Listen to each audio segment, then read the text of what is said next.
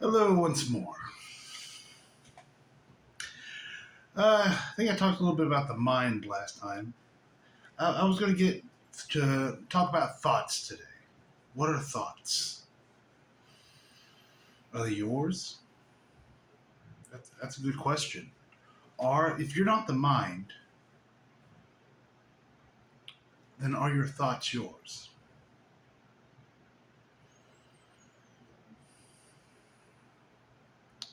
You could say thoughts come from all sorts of places.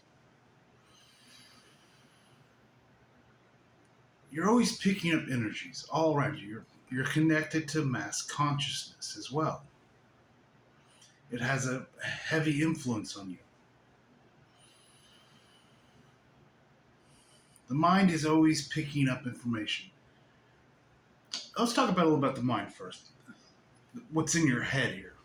That's not the whole mind, really. It's not the mind, really. It's what's in your head is a processor. You can think of it like a computer. A computer has memory and it has a processor. Your mind kind of works in the same way. It's kind of the as above, so below thing you're going to really start to discover. Everything is that miraculous mirror. Everything is a mirror of everything else. It's a reflection. You don't actually store all your memories and all the information and everything in your head. It's stored elsewhere in the other realms, in the non-physical realms. It's where all your memories and everything are kept. It's kind of where the actual mind is. And this, what you have in your head, is a processor. And depending on your genetics and your kind of the lottery win of the genetics, as you can say, you might have a powerful processor, you might have a slow processor, or you might have a damaged processor. But that's all it is. The flesh or what's in your head, what's in the actual skull is more of a processor. It's picking up information and processing. And it's getting this information all from all sorts of places. It's getting it from your actual mind in the other realms that you've created. And that was a creation as well. And it's picking up things from mass consciousness, from your neighbor, from all the people you're meeting, your local consciousness. And it's taking all this information in and it's trying to make sense out of it. It takes all that stuff and it just spits it out.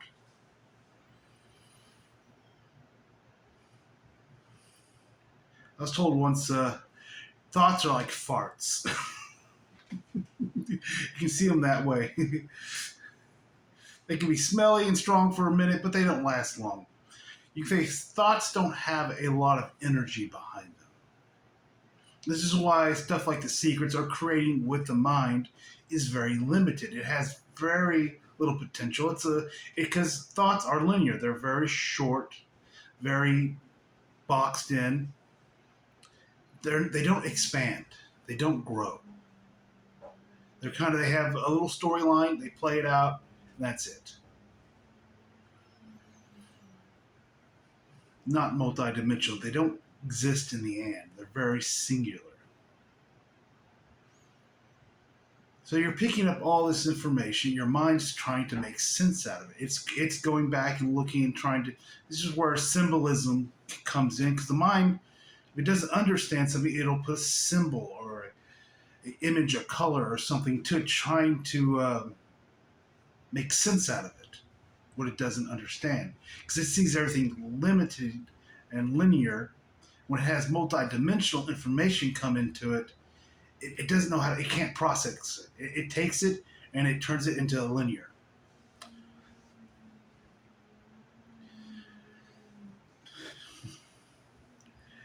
It's quite fun because you can say at night when you dream,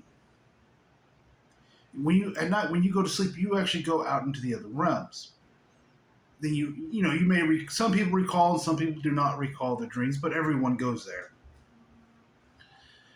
But the images, the stories that you get back from that are processed through the mind. So when you're going out into the other realms, The mind doesn't understand. It knows this life, and it will put those stories, or what it'll try to take those energies and symbolize it with things it knows. That's why you might have a job. You might have a dream that you went to work and you were naked, because that's all the mind can figure out how to make that make sense to it. But it's not really what happened. The mind loves to edit. It loves to cut things out it doesn't understand. It just takes little scissors. I don't understand that. Get rid of it.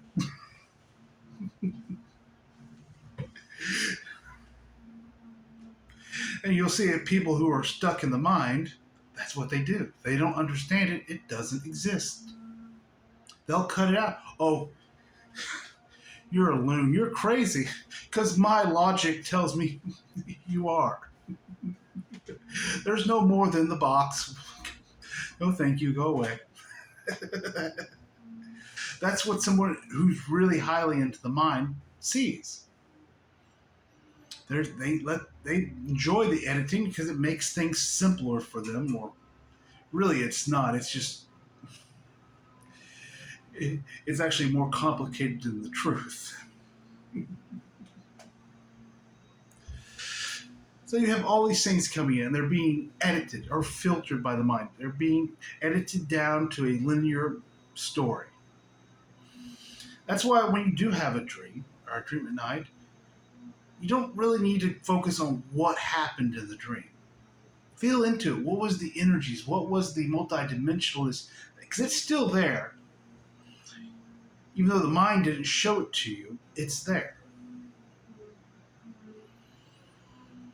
So you can feel into your dreams when you wake up in the morning, and you'll start to get realization. Oh, that's what I was doing. Because you can say when you start going into enlightenment, your dreams are going to get strange, or stranger, because you're going to be doing some strange things in the other realms.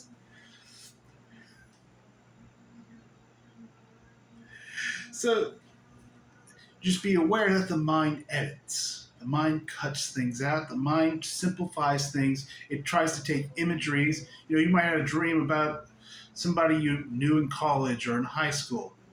But that dream had nothing to do with that person. That was just the energies were similar in a way for symbolistic reasons. Because you say when you go into light, you eventually have to go beyond symbolism, because symbolism is just kind of the halfway point. It was taught in a lot of the mystery schools for a very long time. The understanding of symbols and the energies behind them. The purpose was that so you could feel into what the energies actually were into the symbols, and you could go beyond the symbol. A lot of people got caught up into the symbolism itself, and it was a fun game. So, the mind, it's taking up all this information, and it's just spitting out these little mind farts, these thoughts. They're not really yours, they're just coming from all around you. The mind's just trying to process things, trying to understand things. Some of it's even coming from you. If you have worries, if you're in anxiety, the mind goes back, okay, I feel anxiety, I need to protect this human, it's my job, I was told to do it. You put the dictator in charge, in a way.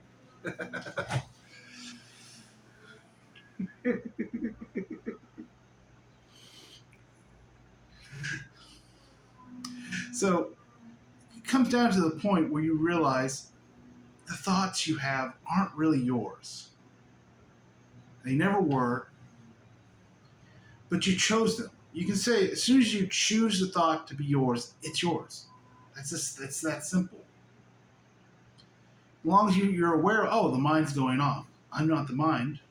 That's not my thought unless I choose it. Now, if you like the thought, if you like the idea of it, you feel, oh, that's actually not a bad idea. I'll go do that. That's fine. It's yours then, because you chose it. But unless you choose it, It's not yours. And that's the simplicity of it. That's the beauty of it.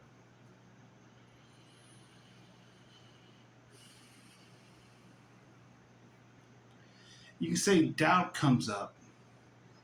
Doubt can be a beautiful thing, and it can be quite annoying. Because doubt comes up because there's a sense of unsureness, I don't, is this really what I want? Is this really what I choose? At some point, you're going to have to face doubt. That doesn't happen early on. That happens after a while. Because facing doubt is a very scary thing. To get rid of doubt, and to walk in with such certainty that you no longer need doubt. That is whew, trust me, that is a scary thing to do. Because then you're making videos like this where you can't doubt it. You can't, well, am I laughing too much? Do I look good? Are people going to judge me? Oh, blah, blah, blah. All that stuff, you can't have it anymore. Because it doesn't really serve you anymore. You've made a choice. And then you have to trust. You trust yourself. You trust that your energies are in service to you. That your consciousness creates that energy and it comes back in service to you. It is a giving and a receiving in a complete circle over and over and over again. No matter what happens, it's in service to you. No matter what situation this takes me to, and somehow it is in service to me. Now, it doesn't mean I'm not going to get people who come up to me or get attracted to me that aren't really in service to me. Because that will happen. Because you're not in control of other people. You can't be, because they have free will. And maybe perhaps them coming into contact with me is in service to them in some way. Doesn't mean it has to be in a good way or a bad way. However they want to have it.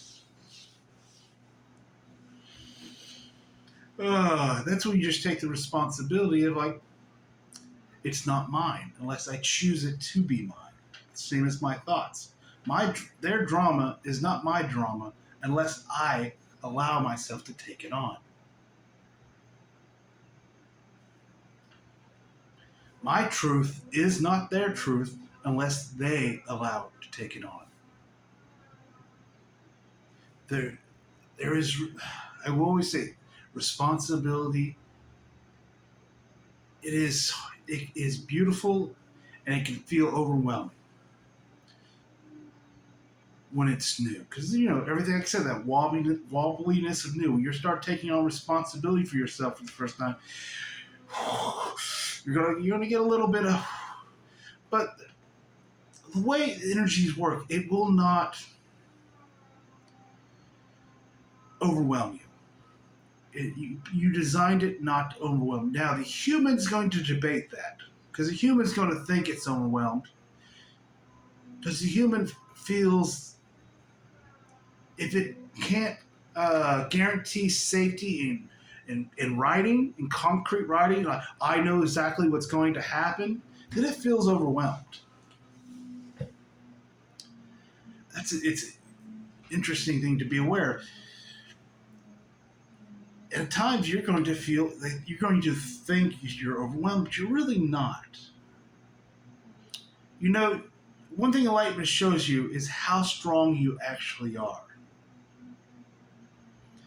Because you've been hiding a lot of your strength. Really, you are. Because you're hiding it because you're always in this mental self-protection. You're always wearing all the armor. You're going out every day wearing that suit of antique armor with a shield and a sword. You got an extra spear on your back and an axe. You're weighed down pretty much with all that protection. Because when you walk into letting go of doubt and truly allowing yourself to be open, you pretty much go naked. You can't carry that armor with you because it just holds you down. It holds you in place. You can't move very far, and it's uncomfortable. I've never worn an actual real set of armor, but I'm pretty sure it's not something I want to go outside and try to drive my car in. I'm pretty sure that it would be very limit my movement. So you have to walk naked into it, and that can be at first it is whew, and I don't mean actually getting naked, people. Just you have to say stuff like that every once in a while because there's some people who will take everything freaking literally. they're it's oh they're funny humans. So it's a metaphor. You're walking naked. You're walking without protection, with your arms open, your heart open. You know how many people have closed their hearts off because they're afraid of it getting. It's been wounded. Afraid of being hurt. Afraid of judgment of what other people will say about them. I did it. Oh, it was a tremendous experience reopening the heart. You have to, when you walk out there with that heart open, you're naked, and just in complete and utter trust of yourself. Without expectations. That means you're walking out there not expecting great things to happen for you. Someone to come and hand you a briefcase of $1 million or whatever. Doesn't mean that can't happen. But going out there completely naked, someone may come and judge you. Because it's all they know. So what? Because you begin to realize, because after you've gone through all your own bullshit, usually when someone's attacking you, usually when someone is offended by you, they're just offended by themselves, because in their reality, that's all that exists is them. What they see in you is just a potential of themselves. So when someone is actually judging you, they are judging themselves.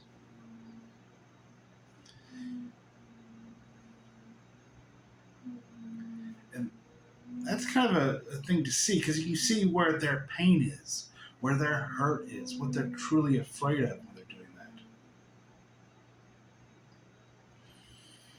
If they're angry with what you are saying, they are angry at themselves. It's quite astonishing, quite illuminating. Oh, because that's what it is.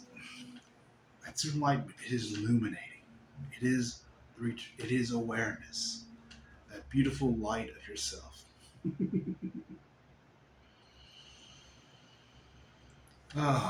So to walk out naked, it is scary at first. And I'm not expecting you to do it right away. It is. It's a very difficult thing. But the thing is, you can't tiptoe your way into it. You can't. It won't work. You either go all the way or another way. It's kind of how energy works. If you do it half-assed, it's had hesitation. It's the energy. It's just that's what you're gonna get. And that's a very scary thing. And understand, healing needs to take place. The realizations need to take place for you can do that. I'm not going to ask anybody just right now to walk out of their house and just be completely allowing. Very few people could ever do that. Because they just have so much baggage. So much of that armor. They've been placing armor over armor over armor for so many years. And that's okay. Like I said, I'm not upset at anybody for doing that. I did it myself.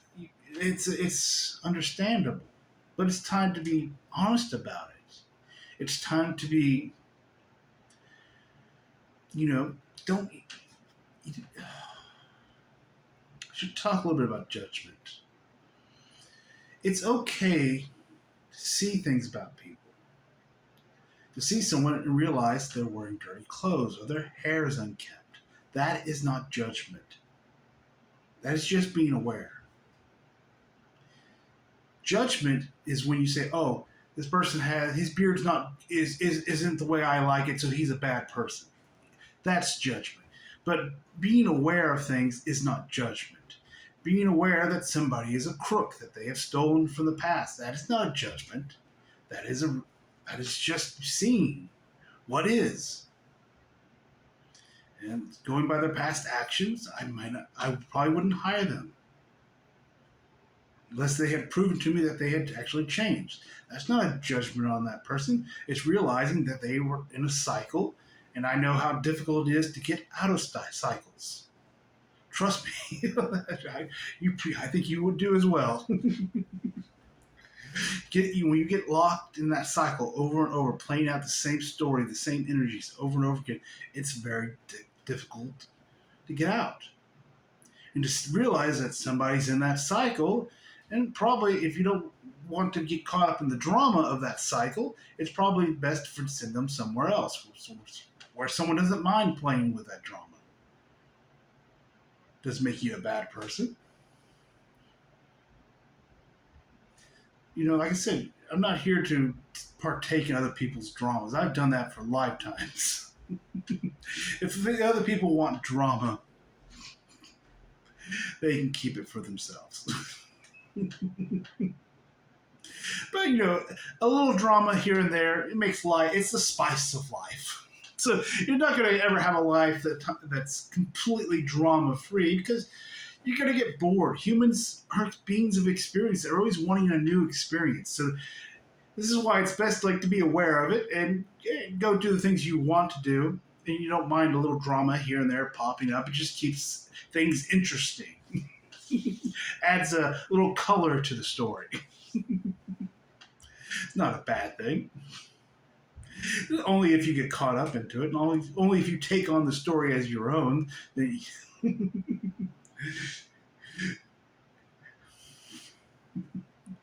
that's fun. Oh, I always enjoy doing these videos. I tell you that every time. It's just enjoyable. I love here communicating with you, having a conversation, a giving and a receiving and a giving. It always works vice versa. It always comes back to you.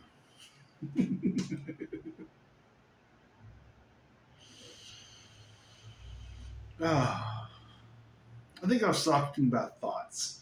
I'm not going to go into detail. Really, thoughts are not yours unless you choose them to be. And it always comes back to the saying, do not negotiate with the mind. If the mind is putting out having all these little brain farts and giving you all these thoughts, you don't really care for them, don't negotiate. Don't say, well, it's okay. Maybe I'll try. Maybe take a deep breath. Distract yourself. Watch a movie. I know it's going to. I know how it is. You're like, oh, yeah, distract myself from that. Just take a deep breath and be okay with it. Just be okay with it. You don't have to like it. You don't have to hate it. Well, I prefer you didn't do either, but it's your choice. But just be okay with it. Be in that state of allowing. And just let it play out. Because sometimes it needs to play out all its little energy. Maybe there's energy you're releasing. And when you're releasing it, the mind's picking it up somehow. It just does it. It's picking up the energy. It's picking up, you're releasing anxiety, so the mind might start throwing out anxiety. Oh, trust me, there was times during my realization, there was days where I just felt anxiety for no reason. It was strong. You couldn't place it. There was no reason for the anxiety. I didn't have anxiety for any reason. And that was strange because I never had that before. Usually there was a reason for my anxiety. And there was days when I was angry. I mean, completely pissed off. And I wasn't pissed off at any person in particular, or anything, or life itself, or nothing. It was just, why am I so angry? It's releasing. You're going to feel those energies coming up. Nothing you're doing is wrong. If you need to stay home for the day, do that. You know, you're gonna find that as you go through in life, you're going to prefer to be on your own anyways. You're going to want to live almost like that hermit life. You're not going to like being around people because you're going to start feeling their energies more and more, picking up more and more energy as you open up. You think you're sensitive now? Oh, wait.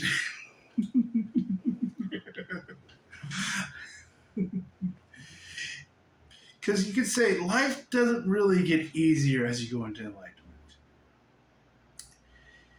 You could say you become more tolerable of it. And you're okay with it, and you're not letting it decide who and what you are, how you feel. It's still happening.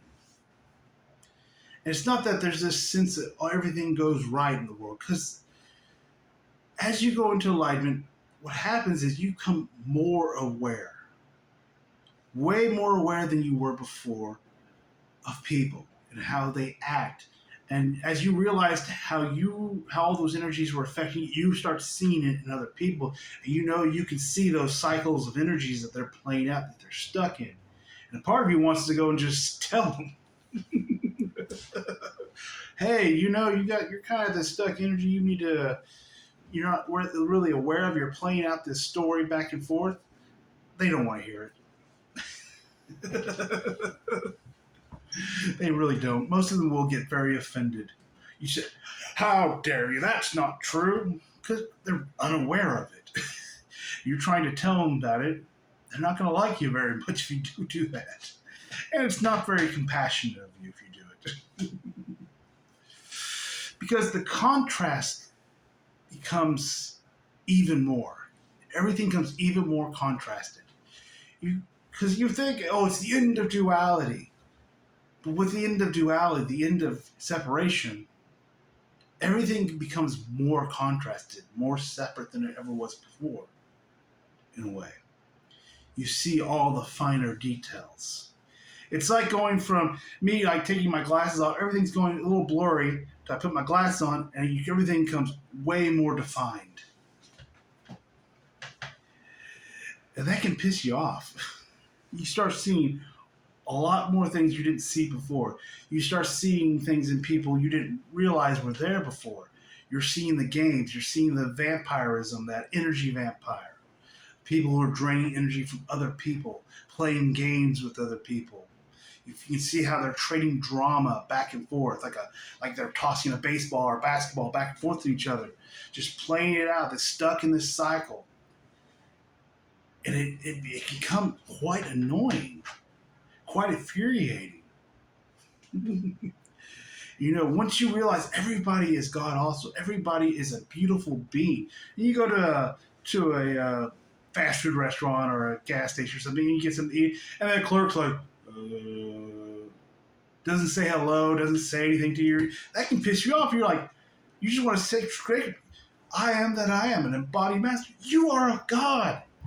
Also, you are a beautiful being of light. You just want to shake them. They're like, they look like they're half dead. And it's like they're zombified. You just want to shake them awake sometimes. And you can't. And that can be very frustrating to the human part of you, who's so used to doing things, to fixing things. Probably went off topic, but not really. So as contrast grows, as everything becomes more vivid, you start feeling more, you start seeing more, you start realizing more. It actually gets a bit more difficult. Because that's just more things for you to have to accept, more things for you to have to allow. And that can be a drain at times, because when you're allowing and everybody else is just trying to take, battle, conflict, drama all around you, that can be a lot of commotion, very loud noises. It's like being in a room with a big giant speakers and playing at full blast for 12 hours. That's what it feels like sometimes when you get home from work, because you're just, it's all the noise, all the jumping around, and your mind picks it up still too. Like, what the fuck's going on in here? Am I the only sane person here? And they would think I was insane if I told them. That's how it works. It's funny. And you see, they don't really want help. Most of them won't even ask for it. They don't think anything's wrong. They just think this is how it is.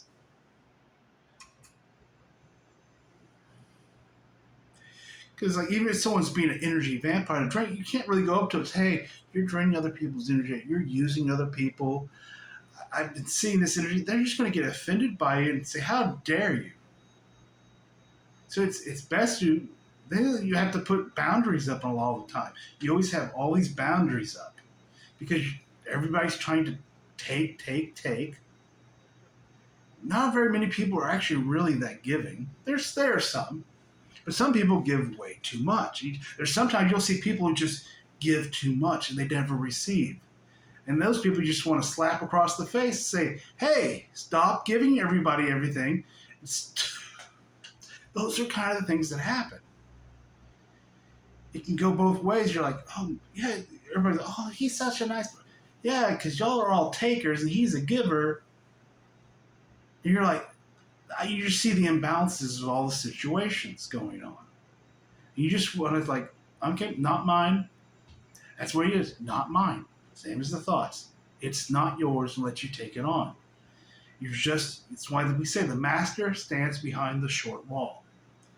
They watch. They don't get into all the nonsense that human beings are into.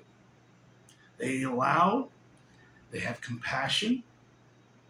They let them play out their games, and that gets a little bit easier over time. But it's kind of frustrating because you're just like, oh, I just want to say that. I just want to say that to that one person, like, dude, but you can't unless they come and ask you. But with my experience, not many people ask for that.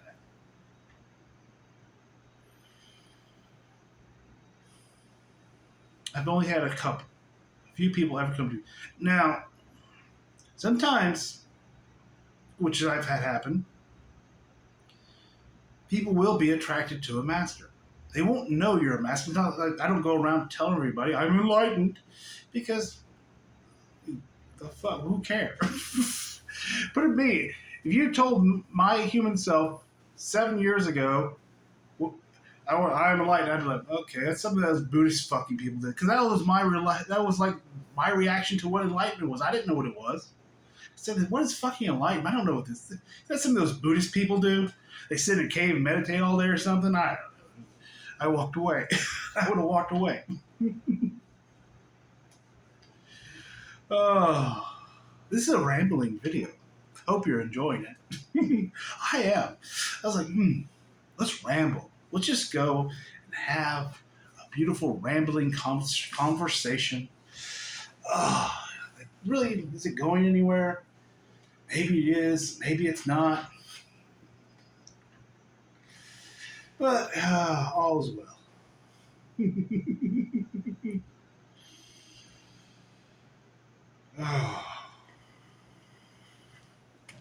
So yes, contrast is going to get even more contrast. It's going to get even more vivid. All the separation of things. How everything is starting to work. How everybody is caught in their delusions, in their illusions, their own creations. How people are, in the past I heard people use the word sheep. They're herded like sheep.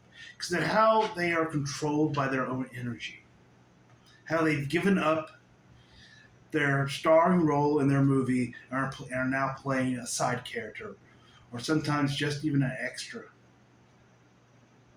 in their own story.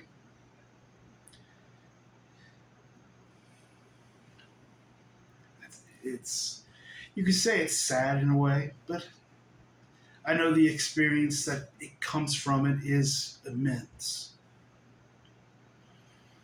And when they're done with this story, they'll move on. They'll one day too decide to take on that lead role again, to be that main character, to be the creator of their own story, to lead where the story goes. Right now, they're just playing along. This is why we have the saying, only a master is in service. Everyone else is but a servant. A servant to their own self, to their own energies. So they think energy is outside of them. They think everything is outside of them. They think the only thing inside of them is the mind. And that's who they are.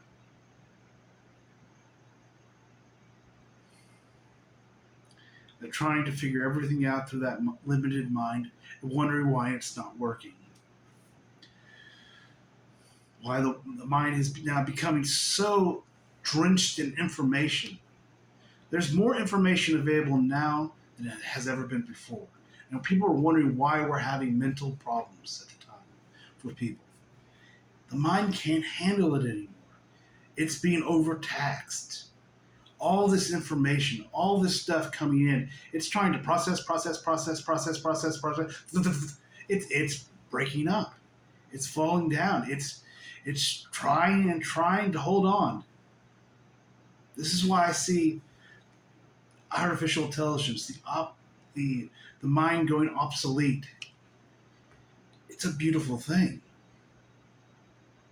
Going out of the mind, we no longer need it. You could say the mind becoming obsolete to artificial intelligence would not be happening if we were not ready for it. If we weren't ready to leave the mind behind.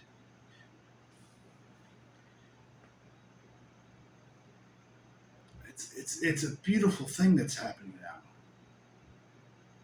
Oh, you can just feel the energies of that. How consciousness is coming in, bringing energies in to serve itself right now. Bringing that energy to get ourselves out of the mind, to make it obsolete. Of course, there will be people who try to stay in the mind. There will be those who try to improve the mind, chemically, mechanically. Interesting place we're going to. Wondrous.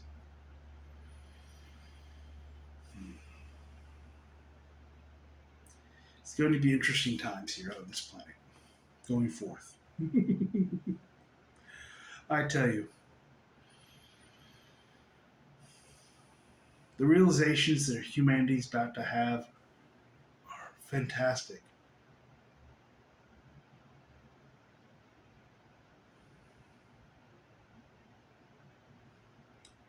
Ah, that's why I'm here.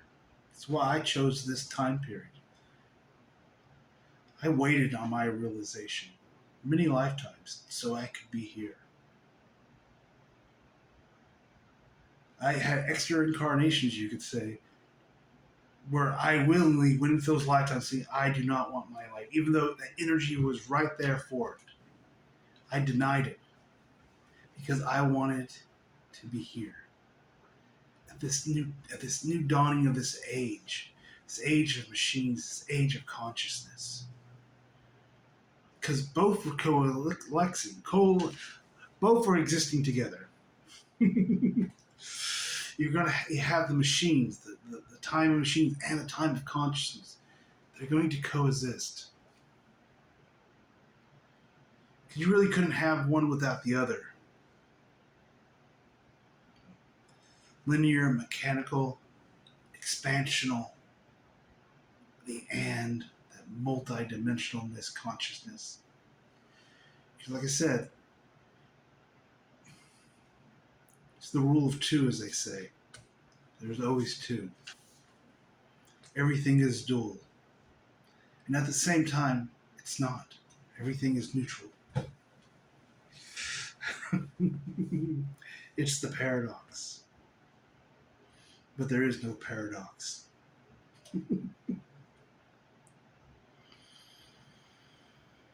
Oh, I hope you enjoyed this rambling conversation we had today. Oh, and I hope we have many more rambling conversations together.